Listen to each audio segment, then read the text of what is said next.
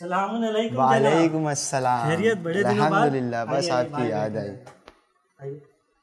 अमानत भाई, ये खास मोहम्मद अरे के इसकी लिए। क्या जहमत। अरे भाई, मोहम्मद के लिए हमने लिया। आइए बैठिए भाई। जी भाईजान, आप डोरबेल क्यों नहीं लगाते? डोरबेल लगाना यानी गुनाह बटोरना भाई। नहीं भाई, ऐसा नहीं है।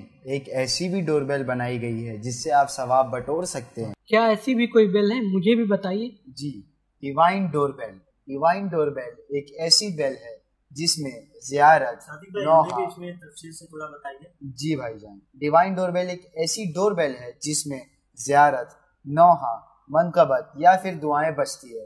ये शिया कम्युनिटी में इंडिया में पहली बार बनाई गई है। ओहो माशाअल्लाह, कहाँ मिलेगी ये? जी भाईजान, बता रहा हूँ। हमें भी बताइएगा। जी भाई, जरूर।